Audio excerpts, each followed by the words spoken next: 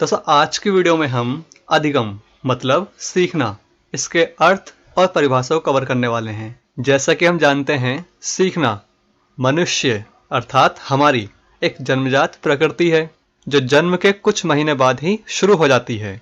और जैसे जैसे हम बड़े होते हैं, क्या, क्यों और कैसे आदि जैसे प्रश्न पूछना शुरू कर देते हैं।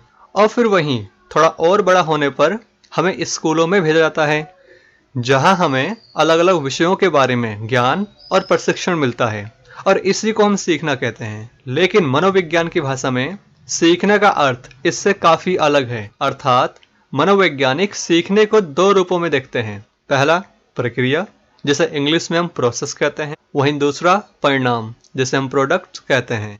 मतलब कुछ मनोवैज्ञानिकों ने अधिगम को प्रक्रिया के रूप में माना, तो वहीं कुछ ने इसे परिणाम के रूप में देखा। अब प्रक्रिया के रूप में अधिगम का मतलब उस प्रक्रिया से है जिसके अंतर्गत हम मीन्स एक मनुष्य नए नए तथ्यों को ग्रहण करता है और साथ ही साथ नई नई क्रियाओं को भी करता है। लेकिन परिणाम के रूप में अधिगम का अर्थ व्यवहार के अंदर उस परिवर्तन से है जो एक मनुष्य नए नए तथ्यों को ग्रहण करते समय और नई नई क्रियाओं को करने के बाद मीन्स उसके परिणाम स्वरूप लेके आता है।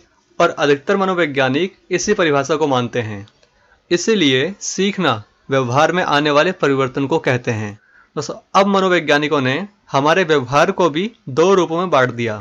पहला मूल प्रत्यात्मक व्यवहार, इंग्लिश में इंस्टिंक्टिव बिहेवियर।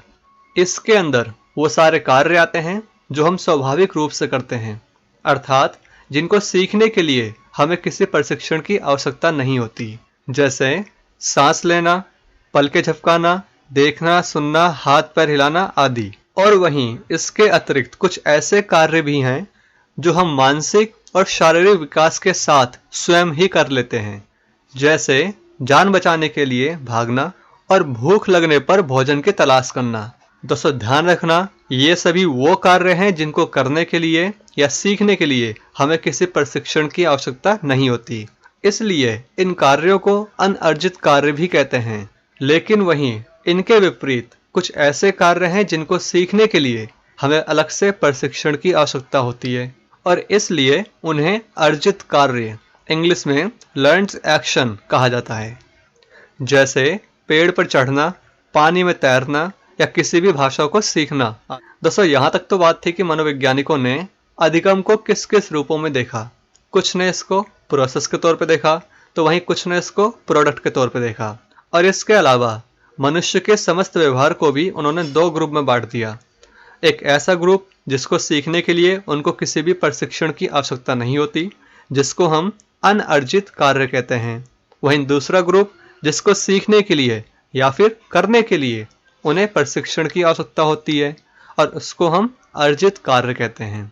अब जरा उनके द्वारा अधिगम पे दी गई कुछ परिभाषाओं पर भी नजर डालते हैं। दोस्तों सबसे पहले आते हैं वुडवर्थ, जिनका मानना है कि नवीन ज्ञान और नवीन प्रतिक्रियाओं को प्राप्त करने की प्रक्रिया सीखने की प्रक्रिया कहलाती है। फिर इनके बाद क्रो एंड क्रो ने इसको व्यापक तौर पे देखा, और उनका कहना था कि सीखना आदतों, ज्ञान और अभिवृत्तियों का अर्जन है।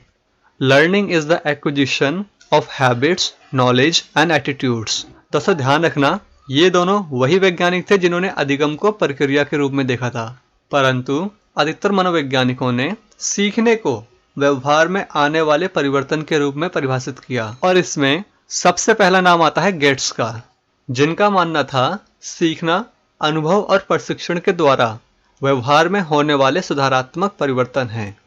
Learning is the modification of behaviour through experience and training.